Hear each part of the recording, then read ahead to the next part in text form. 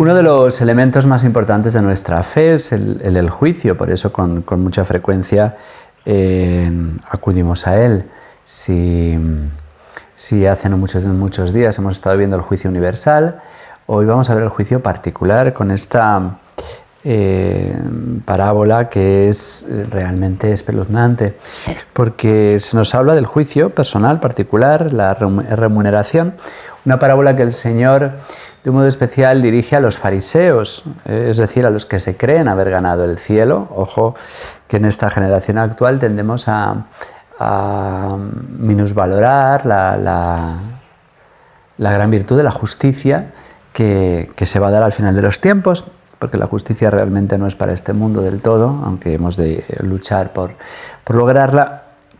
Y vamos entonces a esta parábola que es espeluznante, que nos habla de la real posibilidad de condenación. Muchos se preguntan si Dios es bueno, ¿por qué se condena a alguien? Bueno, Dios no condena a nadie, se condena el que quiere, se condena a aquel que, conociendo las dos posibilidades, los dos caminos que se nos han presentado desde el comienzo de la Cuaresma, elige aquel que lleva la condenación. Digo que esta parábola es espeluznante porque es algo que no terminamos de tomar conciencia, y es que podemos ser condenados por pecados de omisión. Hay muchos que repiten que he pecado al principio de la misa, que he pecado mucho de pensamiento, palabra, obra y omisión, sin saber realmente qué es esto de pecados de omisión. Pecado de omisión no es aquel que no arregla el mundo, que no hace lo que no puede hacer. Pecado de omisión es aquel que no hace lo que debe hacer, lo que es su obligación hacer, consciente de que la ha de hacer. Y por eso se nos presenta hoy la parábola del rico Epulón y del pobre Lázaro, para enseñarnos a abrir los ojos y poder ver a Lázaro. A los pobres los tendemos a hacer invisibles, nos hacemos voluntariamente ciegos para no verlos porque son incómodos, porque son molestos en nuestro camino. El rico Epulón tenía al pobre Lázaro a su puerta, en sus narices, y sin embargo no tiene ojos para él porque sus ojos están puestos en su espejo, en la vanidad de Narciso, el que solo se ve a sí mismo, en saciar sus propias necesidades y apetencias y mucho más que sus necesidades. No parece tan difícil ver a Lázaro herido en el camino y sin embargo pues se ve que lo es, y qué fácil es pasar de largo en esas múltiples oportunidades que se nos dan en la vida para hacer limosna, para ayudar a los demás. Vamos con la parábola. Había un hombre rico, no tiene nombre. Si le llamamos Epulón es porque desde el siglo V se le da este apelativo, que propiamente es un adjetivo, no un sustantivo. Parece ser que los banquetes públicos de origen religioso pagano al sacerdote se le llamaba Épulo, y Epulón ha acabado derivando en sinónimo de glotón, de banqueteador. Este rico se vestía de púrpura y de lino y banqueteaba espléndidamente cada día, nos dice la parábola. Vestir y comer son necesidades básicas en las que podemos tender al abuso. Está muy bien vestir, está muy bien comer, pero la vanidad y el ansia de placeres nos pueden llevar a abusar de estas dos necesidades, que ya hemos visto que precisamente el Señor nos ha garantizado que se preocupará de nosotros, igual que Él se encarga de que los pájaros del cielo y los lirios del campo puedan vestir y puedan comer, pues del mismo modo se encargará. Por eso hemos de revisar en esta Cuaresma nuestros hábitos en ambos campos, nuestros hábitos en el modo de comer y en el modo de vestir. A veces en vestir por defecto, pero ese es otro tema, que a veces son más caras las prendas cortas y ceñidas que las que tienen más tela. Bien, pues no es pecado vestir ni comer bien. Lo que es pecado es comer y vestir sin contar con Lázaro, sin contar con el que no se puede vestir o el que no puede comer.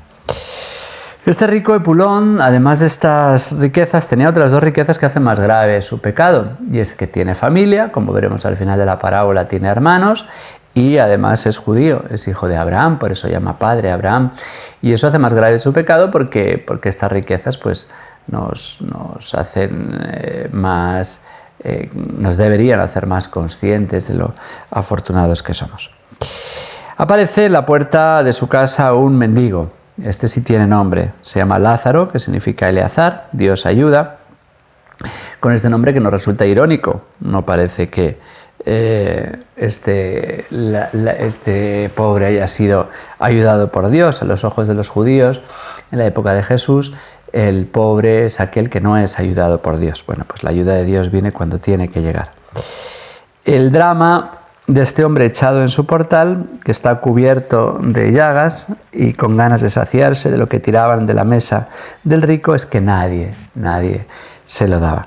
Hasta los perros se acercaban a lamer las llagas, dice el Señor, añadiendo dramatismo a esta parábola que le está inventando, pero que realmente se repite día tras día en medio de nosotros.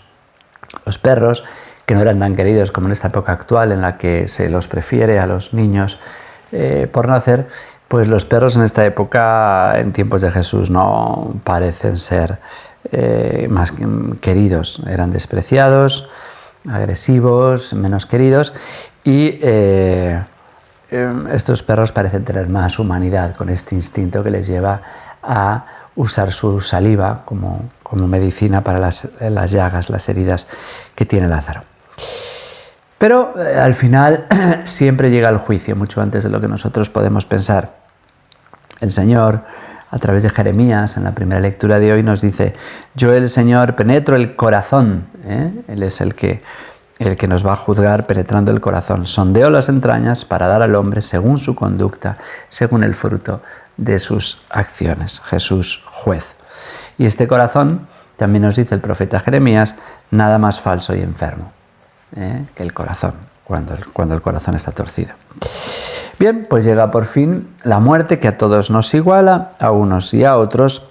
Ya decía Diógenes, se cuenta que este cínico, Alejandro Magno, el emperador, el joven emperador, cuando se acerca a él y que le ve en un cementerio entresacando huesos, y le dice: ¿qué estás haciendo? Y le dice: estoy intentando distinguir entre los huesos de tu padre, el gran Filipo, y los huesos de un mendigo. Bien, pues en la muerte al final nos iguala. En esta vida hacemos unas diferencias que son irrisorias, por el modo de vestir, por los títulos que hemos obtenido, por ridiculeces que luego van todas a la basura cuando nosotros morimos. Murió el mendigo y los ángeles lo llevaron al seno de Abraham, al regazo de Abraham. No por pobre, ojo. Si fue al seno de Abraham fue porque era bueno. Esto no lo aclara el Señor, pero es evidente. La pobreza no nos hace buenos, al revés. La pobreza puede hacernos igual de ricos en el espíritu, porque nos hace anhelar. Esto es algo que está provocando la televisión, que nos hace tener necesidad y avaricia de cosas que realmente no necesitamos. La pobreza en sí no es buena ni mala, pero la pobreza es verdad que nos hace más fáciles hacernos conscientes de nuestra debilidad, de nuestra precariedad. Murió también el rico, los dos mueren, corren la misma suerte, y lo enterraron. De Lázaro no se habla del entierro, seguramente porque debió ser menos fastuoso. Jesús en esta parábola no descorre del todo el velo de la escatología y se pliega a la literatura intertestamentaria, la que él todavía no ha revelado, la que todavía no se ha plasmado en los evangelios escritos, en las cartas de San Pablo, y entonces nos habla de este Sheol, de este seno de Abraham y de este infierno, que bueno, que es como una vida entre sombras, así se concibe, porque la escatología es de las últimas cosas que revela el Señor, y todavía no aclara en esta parábola todos los elementos que hoy nosotros conocemos. El infierno sí es escrito ya claramente en medio de los tormentos, y allí, levantando los ojos, vio desde lejos a Abraham y a Lázaro en su seno. Esta revelación de que entre el infierno y el resto de los seres vivos, pues no hay un abismo que es infranqueable ya. Y gritó: Padre Abraham, manifestando así su condición de judío, Padre Abraham, ten piedad de mí, y manda a Lázaro que moje en agua la punta del dedo y me refresque la lengua, porque me torturan estas llamas. Está pidiendo al menos alivio. Hijo, le dice a Abraham, tratándole así como a judío, pero judío condenado, recuerda que recibiste tus bienes en vida y Lázaro a su vez males. Por eso encuentra aquí consuelo mientras que tú padeces. Repito, el problema no está en ser rico o pobre. Jesús tuvo grandes amigos ricos, José de Arimatea, los de Betania, y no habla de los ricos en sí como aquellos que se van a condenar, aunque sí,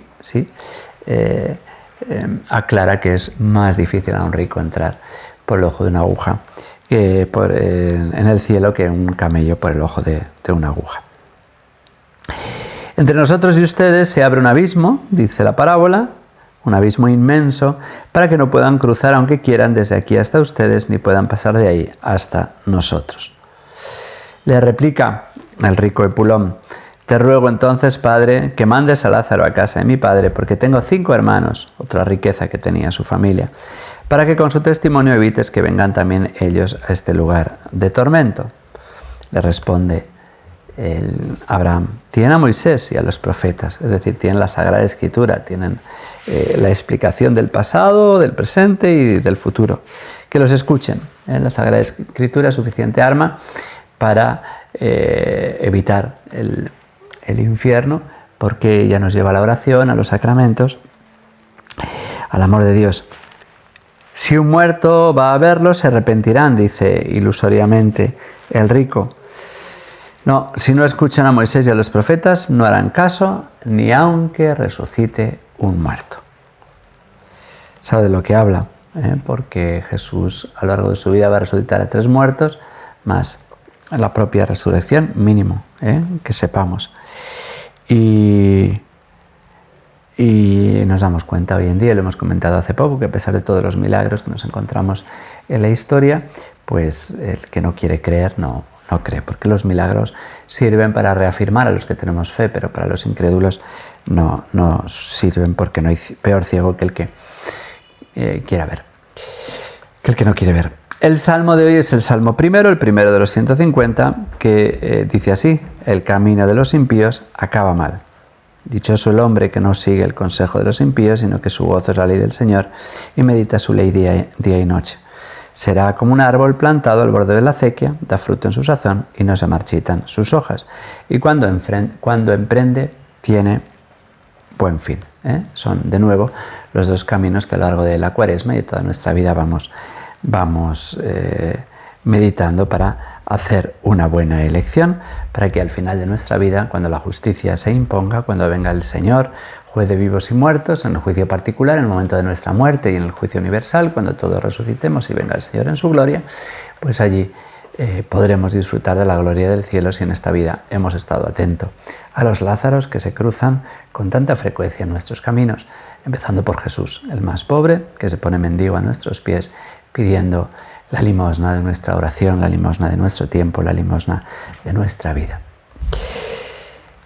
Que la bendición de Dios Todopoderoso, Padre, Hijo y Espíritu Santo, descienda sobre ustedes y les acompañe siempre. Hasta mañana, si Dios quiere.